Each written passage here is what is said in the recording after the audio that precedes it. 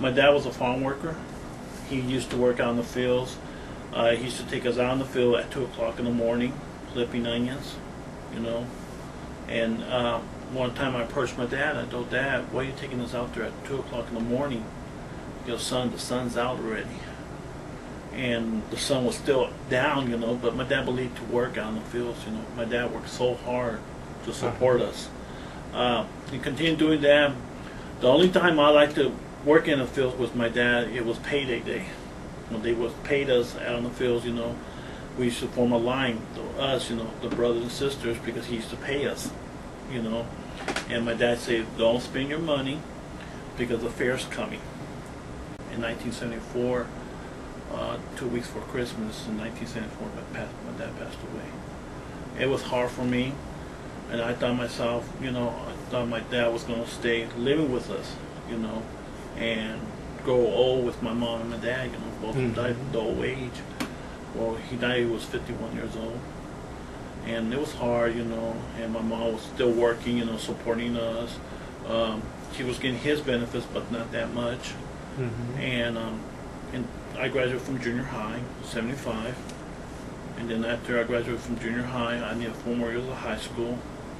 I graduated from high school, and I was just home, you know, all my brothers had their jobs, and my sisters had good jobs and all that. And I went down there, and you know, my mom said, "You're not working?" And I go, "No." She goes, "Well," and then I saw a van went by.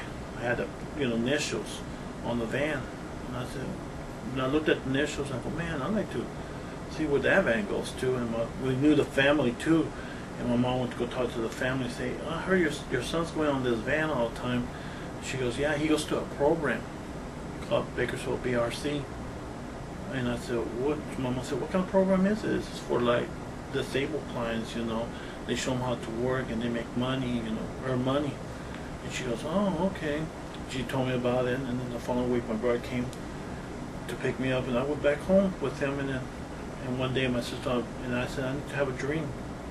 I need to have a dream. I don't want to get old and die old age, you know. I need to do something in my life." I told that to my sister-in-law. And she was flipping the newspaper that time, and she goes, "Hey, this program," they said, "this program is nice for you to go to." And I went up to her and looked at the ad, you know. I said, "I saw those initials on the van one day." She goes, "Oh, you want to go visit that program?" I go, "Yeah," and I went to visit the program. And there was clients taking, you know, they had a contract taking phones apart for a company, AT&T. No, Pacific Bell. That time it was Pacific Bell. I saw them taking phones apart, and they said, "Do the clients get paid doing that?" They go, "Yeah." And depends how much their wages are, you know, how fast they could do it and all that stuff. I said, "I'd like to do that." And they go, "Yeah, but are you a client to Regional Center?" And I said, "What is Regional Center is?" "Well, there we're you have to go there first to get a caseworker. They could open your case till you could come to this program." I said, "Okay," and then we made an appointment. And the caseworker I had, it was in the little town because there was a branch office there.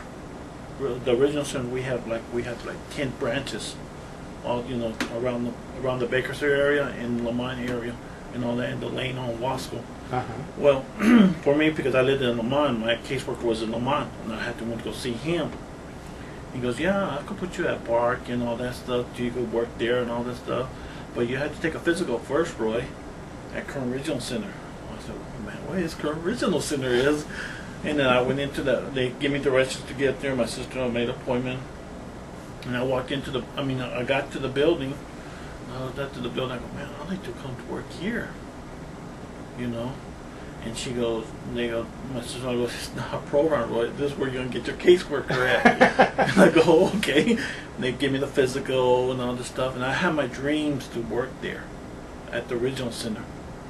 Well, and they put me at the program, and they go, "Okay, let's see how fast you can take a phone apart." I start taking phones apart real quick, and they go, "Oh, man, you do it pretty quick and all this stuff." And I said, "Man, I'm not gonna miss no days, and I'm gonna see what my first paycheck is." And then 2 weeks came, they were passing out payroll at the program when they gave me my check. And I opened it, and they go, "You can't open it here because it's not fair for the nurse client's gonna get pissed off how much you make." I go, "So it's my check, I earned it." And I opened, I go, $15? And I took it to the supervisor. I go, "Well, I didn't miss no days. How come my check's only $15?"